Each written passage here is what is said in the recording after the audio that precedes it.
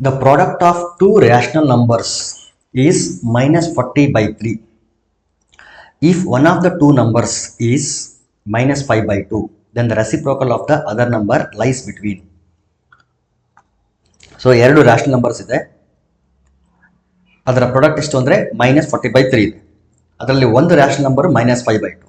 So ಇನ್ನೊಂದು rational ನಂಬರ್ನ reciprocal ಯಾವ ನಂಬರ್ನ ನಡುವೆ ಇರುತ್ತೆ ಅಂತ ಫೈಂಡ್ ಮಾಡಬೇಕು. ಸೊ ಫಸ್ಟ್ ಆಫ್ ಆಲ್ ಇನ್ನೊಂದು ರ್ಯಾಷನಲ್ ನಂಬರ್ ಯಾವುದು ಅಂತ ಫಸ್ಟ್ ಫೈಂಡ್ ಮಾಡೋಣ. ಇನ್ನೊಂದು ರ್ಯಾಷನಲ್ ನಂಬರ್ ಎಕ್ಸ್ ಆಗಿರಲಿ.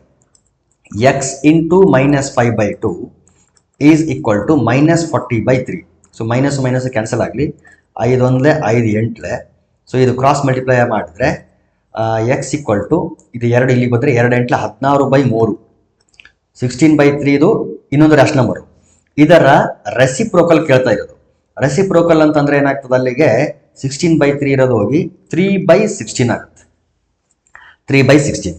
ಸೊ 3/16 ನಾನು ಯಾವ ನಂಬರ್ನ ನಡುವೆ ಬರುತ್ತೆ ಅಂತ ಹೇಳಬೇಕು ಅಂತಂದ್ರೆ ಜಸ್ಟ್ ಇದನ್ನ ಡೆಸಿಮಲ್ ಫಾರ್ಮಿಗೆ ಜಸ್ಟ್ ಬರ್ಕೊಳ್ತೀನಿ. 1 2 3 ಇದು ಪಾಯಿಂಟ್ಸ್ ಬರೋವರೆಗೂ.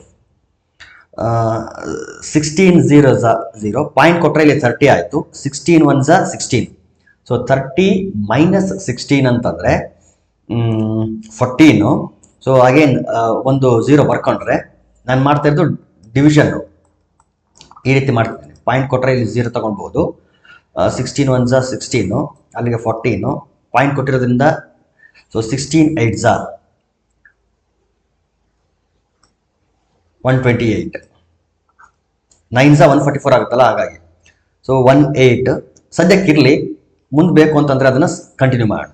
ಸೊ 0.18 0.18 ಎಲ್ಲಿ ಯಾವ ನಂಬರ್ ನಡುವೆ ಬರುತ್ತೆ ಅಂತ ಈಗ ಚೆಕ್ ಮಾಡಬೇಕು. ಸೊ ಇಲ್ಲಿ ನೋಡಿ 1/4 ಅಂದರೆ we know that it is 0.25. ಇಲ್ಲೂ ಕೂಡ 1/4 ಇದೆ, ಇಟ್ ಈಸ್ 0.25. ಸೊ ಇಲ್ಲಿ 1/5 ಇದೆ, ವಿ ನೋ ದಟ್ 1/5 ಅಂತಂದ್ರೆ 0.2. ಸೊ 0.2 0.25 ನಡುವೆ 0.18 ಇಲ್ಲ, therefore option 4 wrong. Again 1/3 ಇದೆ, 1/3 ಅಂದ್ರೆ 0.333 ಅಂತ ಅರ್ಥ. 0.25 ಮತ್ತು 0.33 ನಡುವೆ ಕೂಡ ಇಲ್ಲ, ಸೊ ಆಪ್ಷನ್ 1 ಕೂಡ ರಾಂಗ್. ಇನ್ನು ಆಪ್ಷನ್ 2 ಇದೆ, ಆಪ್ಷನ್ 3 ಇದೆ. ಸೊ 1/5 ಅಂದ್ರೆ 0.2 ಅಂತ ಗೊತ್ತು. ಇನ್ನು 9/50 ಒಂದು ಕ್ಯಾಲ್ಕುಲೇಟ್ ಮಾಡೋಣ.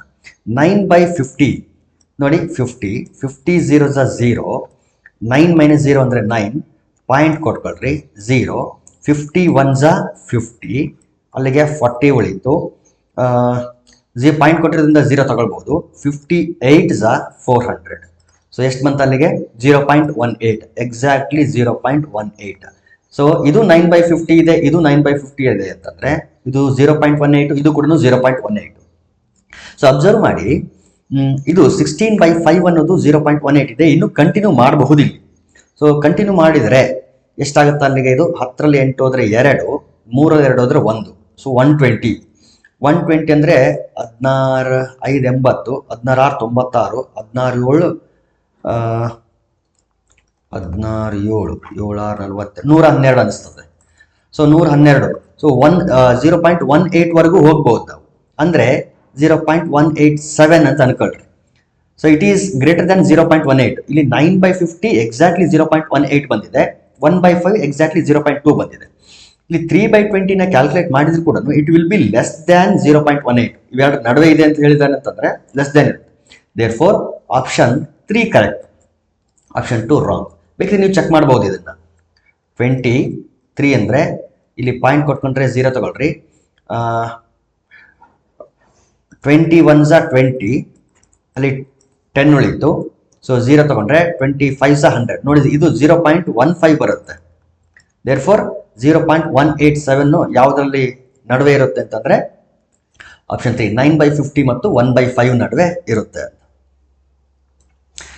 BD is a diagonal of parallelogram ABCD such that angle CBD equal to 12x, angle ABD equal to 7y, angle ADB equal to 60 degree and angle CDB equal to 28 degree. Then the value of 2x plus 3y is. ಒಂದು ರೆಫರೆನ್ಸ್ಗೆ ಒಂದು parallelogram ತಗೊಳ್ಳೋಣ ನಾವು. Consider A parallelogram. Okay, ಇದು ಹೆಸರು ಅವರೇ ಕೊಟ್ಟಿದ್ದಾರೆ ABCD ಅಂತ ಹೇಳಿ. ಸೊ ನೇಮ್ ಮಾಡೋಣ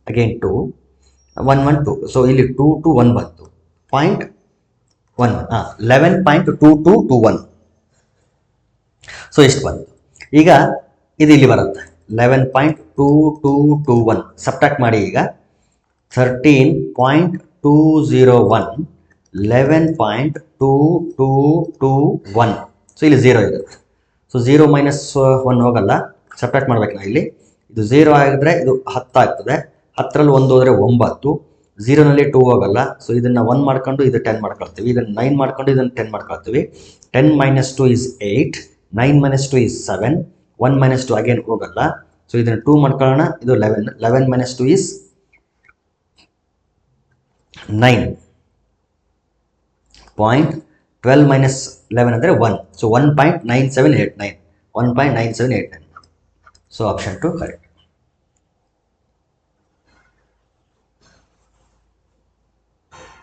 ಇಲ್ಲಿ ಡೆಸಿಮಲ್ ವ್ಯಾಲ್ಯೂ ಇಲ್ಲಿ ಲಾಸ್ಟ್ 9 ಸಿಕ್ಕ ಕೂಡಲೇ ಹೇಳ್ಬೋದು, ಬೇರೆ ಎಲ್ಲೂ ಲೈನ್ ಇಲ್ಲ. ಸೊ ಆಪ್ಷನ್ 2 ಕರೆಕ್ಟ್ ಅಂತೇಳಿ.